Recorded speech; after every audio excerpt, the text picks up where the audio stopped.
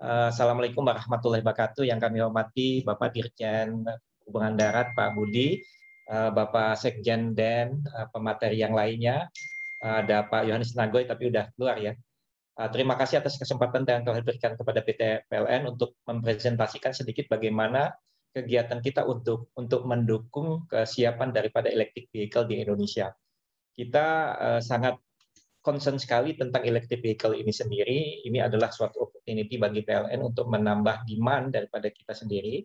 Tetapi beyond of that itu kita adalah ikut PLN sekarang adalah bagaimana menciptakan suatu lingkungan yang lebih green, di mana kita di PLN ini bertransformasi. Salah satu pilar dari transformasi kita adalah green. Ingin kita mendorong menjadi yang terdepan di dalam transisi energi di Indonesia.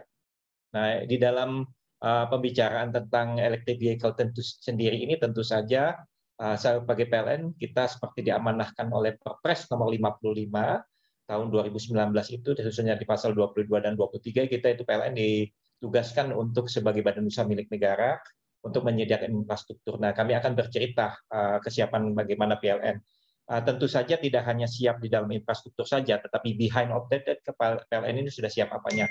Pertama kesiapan kita adalah bagaimana sistem kita sendiri, baik itu di sistem supply-nya, kemudian di sistem jaringan kita yang ada, apakah kita memadai untuk mendukung daripada electric vehicle ini, kemudian kita juga bagaimana kita membangun suatu bisnis bersama, sehingga menciptakan suatu ekosistem bersama di dalam mendukung di dalam EV charging, kemudian berikutnya kita lihat juga bahwa agak beda dengan ICE atau internal combustion engine. Kalau mobil listrik ini di mana ada listrik bisa dicolok, asal dayanya cukup. Jadi di rumah pun bisa dicolok. Dan ini kita lihat di dalam dunia internasional termasuk juga di Eropa maupun di Amerika bahwa lebih kurang 80-90% chargingnya itu ada di rumah. Jadi bagaimana kesiapan kita juga memberikan insentif kepada rumah juga ada, dan kemudian kita persiapan platform yang kita gunakan, di mana platform ini akan digunakan untuk pengembangan electric vehicle sendiri maupun EV charging sendiri. Nah, kita akan melihat dahulu yang pertama, kami akan jelaskan mengenai EV outlook di Indonesia, bagaimana tren EV saat ini. Saya kira Pak Yohanes tadi sudah menjelaskan yang cukup komprehensif sekali tentang kelistrikan di Indonesia. Tetapi kalau kita melihat total penjualan mobil di tahun 2020 tadi, secara global kan turun 14%. Tapi penjualan mobil listrik justru naik 46%. Ini kita membahagiakan karena sedikit demi sedikit masyarakat sudah mulai sadar bagaimana ingin menggunakan mobil listrik. Memang challenging yang terbesar itu tentu saja pertama kali yang seperti disampaikan oleh Pak Yohanes tadi adalah mahal. Tetapi mahal itu kan relatif. Kalau untuk lifestyle, pricing is not a matter. Tetapi kalau umumnya masyarakat yang ada di sini, saya kira dengan banyaknya mobil dan kemudian ada kemampuan beberapa pabrikan mobil sudah mulai berinvestasi di Indonesia, harga mobil akan semakin turun. Kita lihat volume penjualan sudah dijelaskan tadi. Kami beralih kepada bagaimana juga kesiapan PLN. Nah, kesiapan PLN ini tentu saja yang pertama dengan Pak Jokowi membangun 35, menugaskan 35 GWH, ini cukup memberikan kepada kita Indonesia untuk menyediakan suatu pasokan yang cukup memadai dengan pelimpahan. Saya katakan dengan pelimpahan karena kita menunjukkan bahwa ini sangat-sangat besar sekali cadangannya, dan ini cadangan ini bisa kita gunakan untuk apa saja, meningkatkan industri, termasuk juga di hal ini adalah meningkatkan penggunaan EV melalui penyediaan EV charging. Kalau kita lihat di sistem Jawa Bali sendiri, ada kita cadangan sekitar 12.000 megawatt. Di sini adalah cadangannya sama seperti 50%. Kemudian sistem Belitung, kemudian sistem Bangka hanya 25%. Hanya sistem Katulistiwa, tetapi sistem Katulistiwa ini berhubungan terkait dengan interkoneksi kita di Malaysia, ini kecukupannya bisa mencapai 50%. Kemudian sistem Tanjung Selor, semua di sistem yang ada di Indonesia, ini adalah kita ada kelimpahan. Jadi dimanapun titik di Indonesia, kita mampu untuk menyediakan infrastruktur daripada electric vehicle ini. Tetapi kalau kita ingat teman-teman, di berita-berita, Asmat itu sudah 100% menggunakan motor listrik. Asmat. Jadi tidak perlu mencari jauh-jauh di Bali dan sebagainya. Yang sudah ada itu Asmat aja sudah 100%. Jadi kita tidak perlu khawatir bahwa kesiapan infrastruktur itu sangat bagus sekali. Dan beda Di Asmat itu nggak ada public charging. Tetapi orang percaya di rumah jika colok, ngecas motornya. Gunakan lingkungan untuk cukup di mana-mana, sudah selesai dipakai setiap hari. Itu yang menunjukkan bahwa kesiapan kita untuk itu. Yang berikutnya, kesiapan infrastruktur. Bagaimana PLN juga mengikuti apa yang telah dicanangkan di dalam roadmap SPKLU dan kemudian diadopt di dalam matrik pembangunan RPJMN 2020-2024, di mana ketersediaan pembangunan SPKLU itu, kalau kita lihat dari program prioritas pemerintah, itu ada untuk sampai tahun 2024 itu ada 1.558 dengan indikasi pendanaan sekitar 7,5 miliar, 7,5, kemudian itu lokasinya tersebar, itu badan usaha. Jadi estimasi kebutuhan SPKLU per tahun itu, kalau di tahun 2021 itu 168, dilanjutkan 2022 itu 390, sampai nanti 2031 7.146. Nah, key point ini bagaimana kita ingin menghitung daripada estimasi kebutuhan itu? Pertama, kita menghitung bahwa 10 electric vehicle 4-wheel itu hanya membutuhkan 1 SPKLU. Jadi estimasi juga diperhitungkan SPKLU itu bisa fast charging. Fast charging ini bisa 15 sampai 30 menit, kemudian medium charging 30 sampai 1 jam sampai 2 jam. Kemudian ada juga yang slow charging untuk di rumah-rumah yang bisa hanya di-charge dalam 4 jam ke atas. Perkiraan tersebut termasuk kebutuhan nasional yang disediakan oleh PLN dan pihak ketiga. Jadi di sini tidak hanya PLN nanti, bisa bekerja sama dengan pihak ketiga untuk berbisnisnya. Dan kami sudah menyiapkan pola bisnis bersama-sama seperti apa. Jadi bagi yang berminat membangun SPKLU, PLN sudah menyiapkan stimulus juga dan beberapa skema bisnis. Ini yang terkait dengan itu. Nah, bagaimana sebaran yang PLN miliki? Tadi sudah disampaikan oleh Pak Dirjen, ada sekitaran 140 tersebar di Indonesia, tidak hanya oleh PLN, tetapi juga oleh para pihak swasta yang lainnya.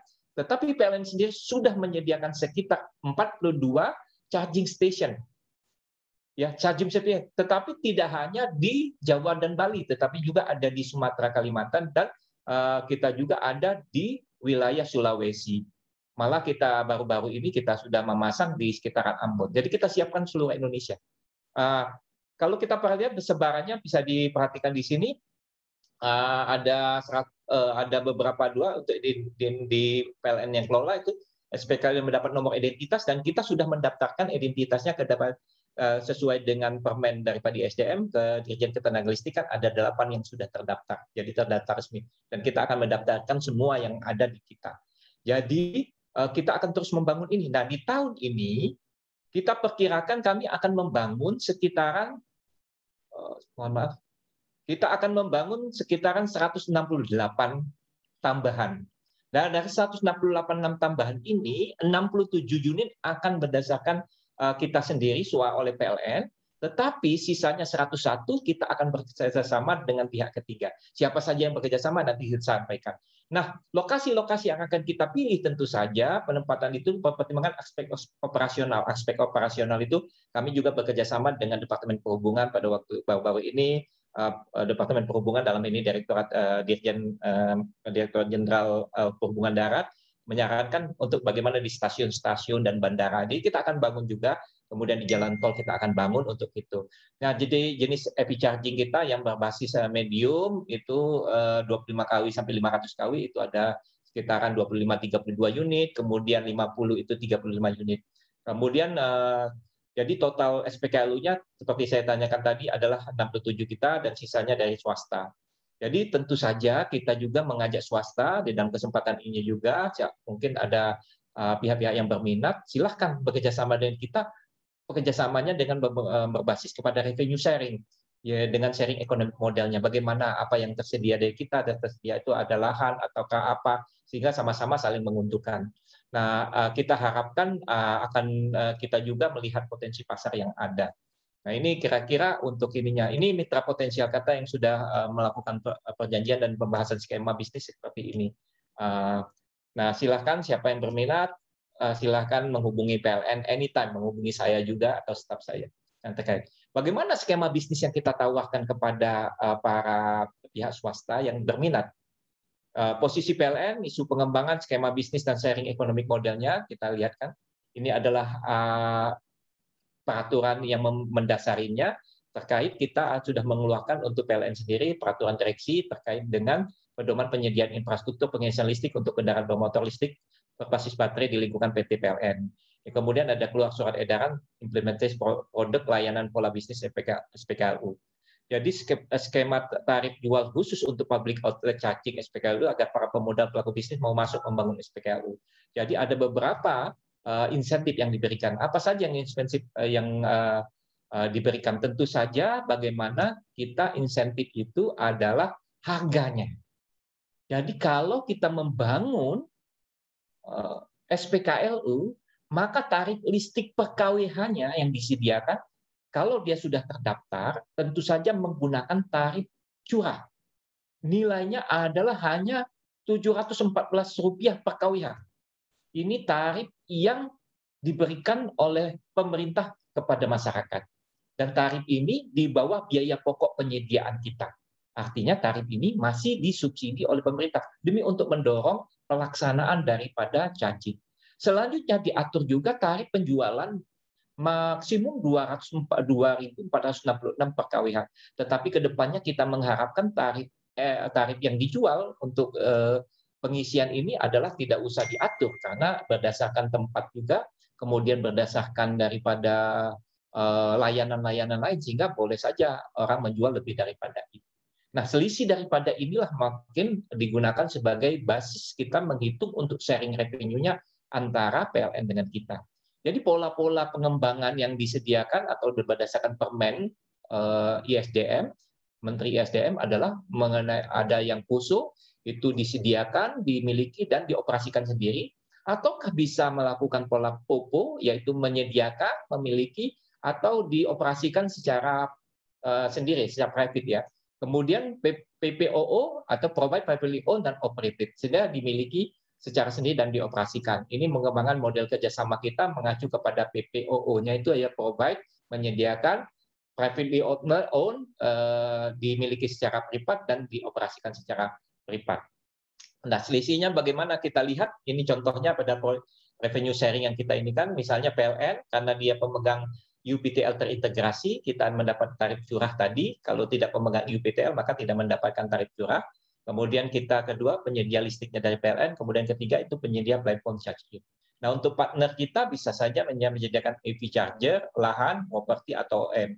Atau apakah bagian daripada itu yang mana saja komposisi yang kira-kira partner kita ingin sharingnya. Misalnya di model 1 kita lihat peralatan EV chargingnya disediakan oleh partner kita, lahan oleh partner kita, kemudian OM untuk SPKLU-nya, operation and maintenance-nya oleh partner kita. Ataukah model lain, misalnya Pak kami hanya mendapatkan lahan saja, partner PLN lahan yang kita sediakan karena kami banyak lahan, partner menyediakan EV charging saja dan OM saja, atau partner juga menyediakan lahannya tidak ada biaya sewanya, kemudian partner yang lainnya. Ini juga banyak skema-skema ini yang dikembangkan, tiga hal ini bagaimana kira-kira biayanya bisa terlihat daripada paparan ini. Nah, ini yang berbicara tentang revenue sharing. Ini adalah komposisi pola bisnisnya. Kalau kita bagaimana model 1, bagaimana pembagiannya, berapakah payback periodnya. Jadi kalau kita lihat payback period dengan perhitungan kita, rata-rata pemakaian mobilnya 5 EV per hari, sedangkan kenaikan per tahunnya 20% selama 10 tahun, maka payback periodnya itu rata-rata mencapai 6,9. Kemudian IRR-nya antara 10 sampai 11. Ini menunjukkan bahwa seandainya banyak mobil yang ada, betapa bisnis daripada EV charger ini menjadi bisnis yang baru dan bisnis yang sangat menarik sekali. Kemudian stimulus, ya, stimulus kalau mereka memiliki instalasi privat tanpa badan usaha, jadi tidak bekerja sama dengan PLN juga ada stimulusnya, penetapan tarif curah tadi dengan syarat mereka memiliki UPTL, dan sekarang di OSS sudah bisa mengusulkan untuk UPTL secara mandiri, jadi terpisah dengan UPTL yang lain, jadi UPTL untuk SPKLU, jadi sudah ada nomor uniknya sendiri. Kemudian penetapan faktor kali 1,5 untuk penjualannya, pembebasan rekening minimum kita berikan kepada pemilik selama 2 tahun pertama, jadi kepada pemilik SPKLU secara terima kasih. Kemudian kedua, kita juga memberikan keringanan biaya penyambungan tambah daya untuk para pemilik SPKLU ini dengan diskon 50% dan pasang baru cicilan selama 12 bulan bisa kita lakukan bagi pemilik instalasi listrik privat, pemegang UPTL penjualan, dan badan usaha SPPKLU. Kemudian keringanan jaminan langganan juga kita bisa berikan. Jadi banyak sekali keringanan yang diberikan PLN, tidak hanya kepada kita yang bekerja sama kepada kita, tetapi yang ingin mandiri pun kita berikan suatu stimulus. Kemudian yang terakhir yang ingin saya sampaikan juga bahwa kita sekarang ini membentuk bagaimana ekosistem yang ada dan juga ada home charging karena kita membutuhkan suatu secara bersama-sama seperti yang telah dipaparkan oleh Pak Dirjen dan juga Pak Yohanes tadi. Kalau kita bersatu membentuk aliansi, maka semua kesulitan bisa kita tangani dan juga percepatan lebih bisa kita dorong. Nah, untuk itulah PLN sebagai yang diamanahkan dengan Perpres 55 tadi, maka kami PLN itu melakukan membentuk suatu aliansi, membentuk suatu ekosistem. Dari ekosistem kita mulai daripada bagaimana orang yang baterai untuk OEMs baterainya, kemudian kita fleet owners juga kita kerjasamakan, kemudian juga kita bekerja sama dengan pemerintah, mulai dari Departemen Perhubungan, ISDM, Departemen Keuangan, bagaimana mempercepat ini. Kemudian kita bekerja sama juga kepada pemilik-pemilik lahan, seperti Lipo Malls dan sebagainya, mal-mal dan lain-lain. Kemudian kita juga bekerja sama dengan para peneliti, misalnya BPPT dan lain sebagainya. Kita juga dengan LAN.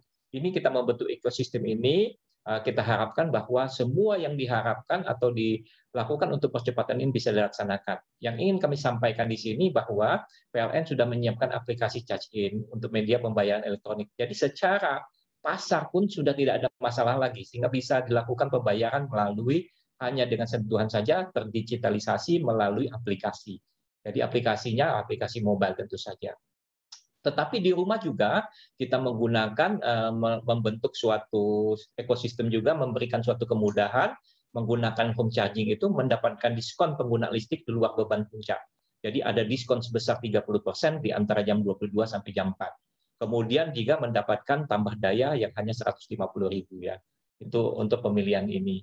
Ini adalah contoh kita home charging yang telah kita tempatkan pada saat ini. Diskon stimulusnya adalah 130%, kemudian keringanan biaya penambahan daya untuk satu pasang kita biasanya 4 juta, kita hanya 150.000 pada saat ini. Kemudian untuk 3 pasang yang biasanya sampai 14 juta, hanya 450.000 sudah bisa menambah daya sampai 11.000 kPa, dan untuk 3 pasang sampai 16.500 kPa. Cukup untuk yang slow wall mounted dari home charging seperti yang ada di gambar. Ini Pak Fitraidi ya. Nah, kalau kita perhatikan di rumah, mengapa saya bilang di rumah kalau untuk di kota pun kita bisa sudah menggunakannya?